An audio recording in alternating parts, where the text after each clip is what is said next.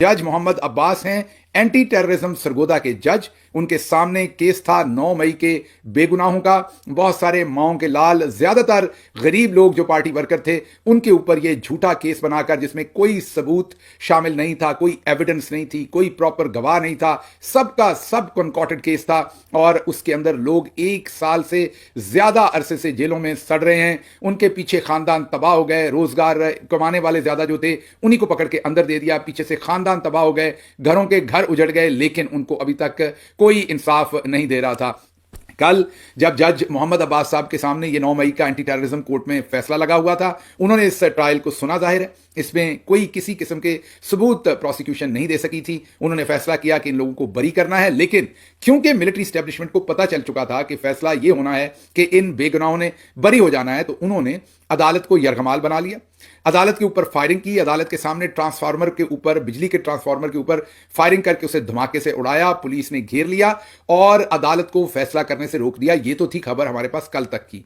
आज जो खबर आई है उसने सब कुछ हिला के रख दिया है। आज पता चला कि जज साहब ने खत लिखा है।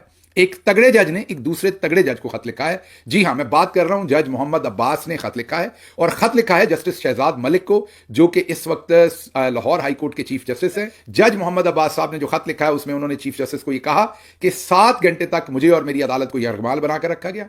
7 घंटे तक दबाव, तशद्दुद सब कुछ किया गया। मेरी अदालत पर कब्जा कर लिया गया और मुझे कहा गया कि मर्जी का फैसला सुनाओ, जिस पर जब मैंने इनकार किया तो फायरिंग हुई और वो सब कुछ किया गया अदालत के अंदर, और मुझे फैसला करने से रोकने की भरपूर कोशिश की गई। मुझे प्रोटेक्शन चाहिए। जी हां, ये जज मोहम्मद अब्बास लिख रहे हैं लाहौर हाई कोर्ट के चीफ जस्टिस को कि मुझे प्रोटेक्शन चाहिए, मुझे हिफाजत चाहिए। ये एंटी टेररिज्म कोर्ट के जज लिख रहे हैं। सोचिए, जिन्होंने बड़े बड़े टेररिस्टों को सजा देनी होती है, ये वो जज लिख रहे हैं। अगर उनकी सिक्योरिटी का ये आलम है कि वो chief justice Lahore high court से सिक्योरिटी मांग रहे हैं। आगे से मैंने आपको कहा कि chief justice Lahore high court भी एक दबंग जज हैं। उन्होंने जब ये खत उनको मसूल हुआ, उन्होंने फौरी तौर पर आईजी पंजाब, आरपीओ जो सरगोदा, डीपीओ सरगोदा, सेक्रेटरी दाखिला फेडरल, जी हां वफाकी सेक्रेटरी दाखिला, और पंजाब के जो लोग इस सारे काम से रिस्पॉन्सिबल थे, उन सबको कल के लिए नोटिस कर लिया। और अब वो कल अदालत में हाजिर होंगे। देखते हैं कि वहां पर अब जस्टिस शहजाद मलिक क्या करते हैं, और जज मोहम्मद अब्बास को जो है वो किस तरीके से वहां प्रोटेक्शन देने को इंश्योर किया जाता है। लेकिन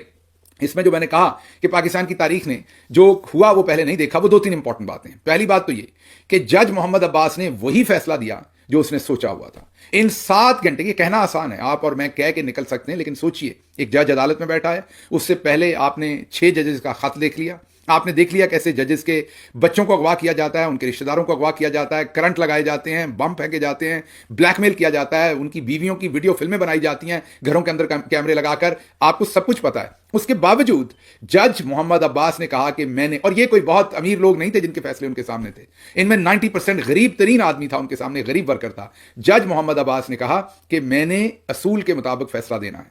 जब मिलिट्री एस्टैब्लिशमेंट ने देखा कि यह बंदा नहीं झुकता, तो फिर उसकी अदालत के ऊपर कब्जा किया। तो कहना आसान है कि 7 घंटे तक उस जज ने मुकाबला किया। जदोकोब भी किया गया होगा, शायद बदतमीजी भी की गई हो, शायद मारपीट भी की गई हो, तशद्दुद का तो उन्होंने लिखा है, और उनकी अदालत के बाहर फायरिंग और इतना ज्यादा बदमाशी, जगहगिरी। इसके बावजूद उस मर्द मोमन ने पीछे हटने से इनकार किया, और 7 घंटे यरगमाल रहने के बावजूद वही फैसला किया जो उसने पहले फैसला किया हुआ था। उसने अपना फैसला नहीं बदला। खराज तहसीन पेश करता हूं उन मां बाप को जिन्होंने जज मोहम्मद अब्बास की परवरिश की।